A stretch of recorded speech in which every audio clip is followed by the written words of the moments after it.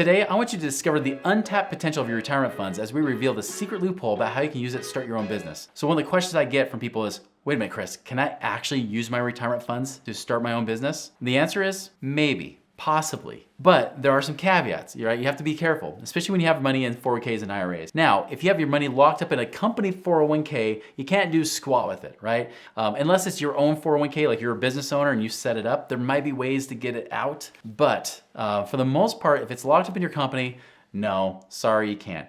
The one exception might be is that you could borrow up to either 50% or $50,000 of your 401k balance, whichever is less. So you could use that to start, become seed money, but beware that they will make you pay it back. So for example, if you can borrow $50,000 out of your 401k, they will take that automatically out of your paychecks, and it usually totals to be about $900 or so a month. So if you use $50,000 to start your own business from using your company 401k, well, guess what? You're gonna have to be paying back $900 a month. That might be okay with you, but if you're not profitable in your business, that could become a burden for you and actually suck all the money that you're trying to make, and could end up being a detriment to you for your personal finances, and ends up creating a failed business as well at the same time, and we don't want that. Now, if you don't have money inside your company, let's say you have an old 401k or you have an IRA, you could possibly use it, but you cannot use it to fund your own business, right? So if you're starting a brand new business on your own, you cannot use 401ks or IRAs to do that, even if you self-direct them.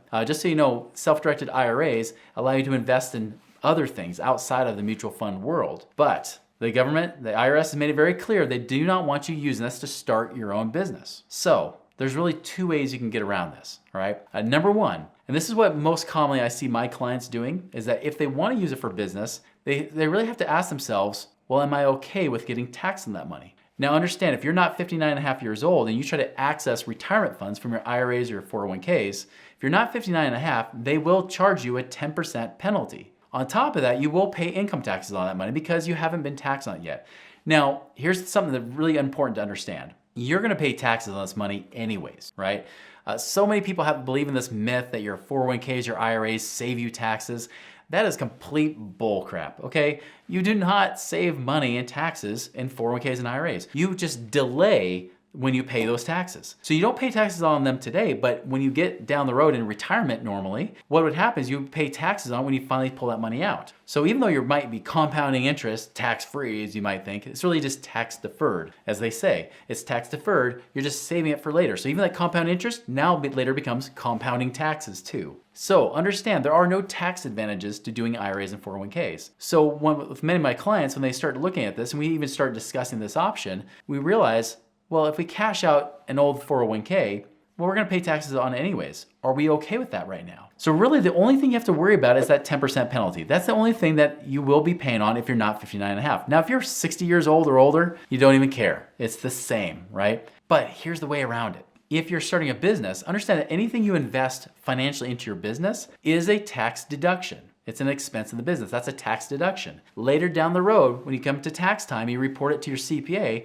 it shows up as a quote unquote loss, right? A business loss. That's good. Because in an IRA, normally, if you invest with an IRA, if you lose money, guess what? You don't get any losses off your tax returns. You just don't pay taxes on that money down the road because you don't have any money in there anymore, right? So if you lose all your money in an IRA in some gambled investment, well, you didn't save anything. You didn't pay any taxes, but you didn't save anything in taxes. But when you do spend money in your business, that is a write-off on your taxes. So think about it this way. If you cash out the money from your IRA, yes, you do take the 10% penalty, but you also have those income taxes. You might be scared about those income taxes, but that money then goes to be used to start your business. Well, guess what? That's a tax write-off. So you end up washing out your taxes, cancel out the taxes, right? You cancel those taxes out, where now you just have the 10% penalty. So let's just say you're trying to cash out $100,000 from an IRA to start a business. Yes, you will have that $10,000 penalty that you paid, but now you've got $90,000 to use as seed money for that business that you do not pay taxes on, assuming everything's going correctly. Now, if you make lots of money in that business, yes, you make money, right? You're gonna have taxes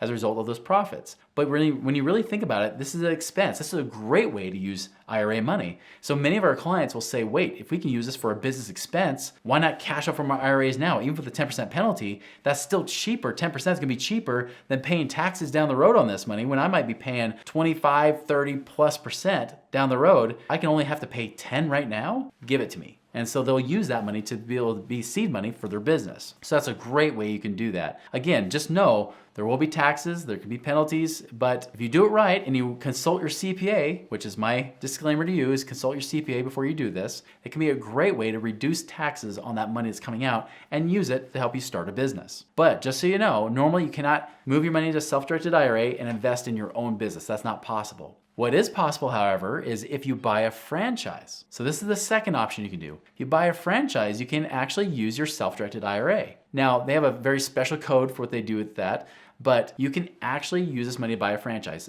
You might say, well, what's the difference between that and my own business? Well, the IRS looks at it a little bit differently. They look at it, and I'm not just saying you have to buy a restaurant, right? Many people think of like McDonald's as a franchise, Krispy Kremes, Crumble Cookies, those kind of things, right? We're not talking about that. Franchises can be even some of the not glorious type of companies. It could be junk removal, right? It could be something that's dealing with something with auto repair. It could be all kinds of businesses. There are a lot of franchises out there that you don't have to pay millions of dollars for. Some of them you might pay as little as $10, $20, $30, $40, $50,000. And so yes, you can actually have money in a self-directed IRA and use it to buy and invest in your own franchised business. But again, it has to be a franchise and you have to use the IRAs just right.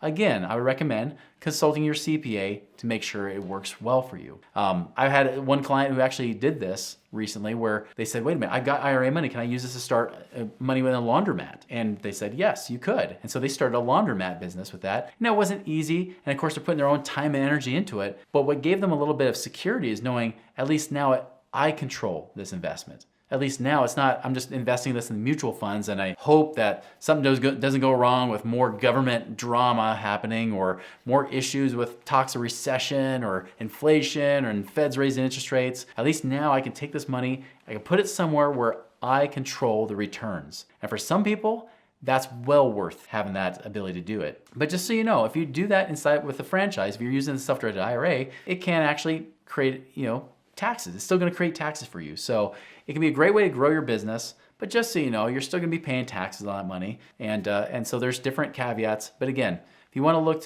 to see where it works and where it doesn't, consult your CPA first and foremost. But I'll tell you, the most popular way, again, is coming back to how do you wash away your taxes, right? How do you get a tax write-off while getting taxed at the same time? That's how most of our clients usually go and invest in that business. I have some that do real estate businesses that say, wait, I'm going to pay this fee. I'm gonna use my IRA, use that to pay the fee, and then take my other cash and invest in it. And because it's a business, they get tax advantages anyways, and they actually reduce their taxes significantly. So it's always case by case. But just know that with you, if you're trying to start your own business, you've got options. If it's a small 401k and IRA, by the way, if you've got like 5, 10, 20, maybe 30,000 bucks or less, again, I'm just throwing out a number here. It doesn't mean this is the definitive number. But when I see people with small balances like this, a lot of times I say, well, is it even worth moving it into another IRA where you're gonna pay fees on it? You might just take the hit and just cash it out and use it for your business. So if it's a small balance, that's one thing. If it's a much larger balance, that's where a lot of times we help our clients to help figure out what's the best way to use this. Are there other investments you can use the self-directed IRA?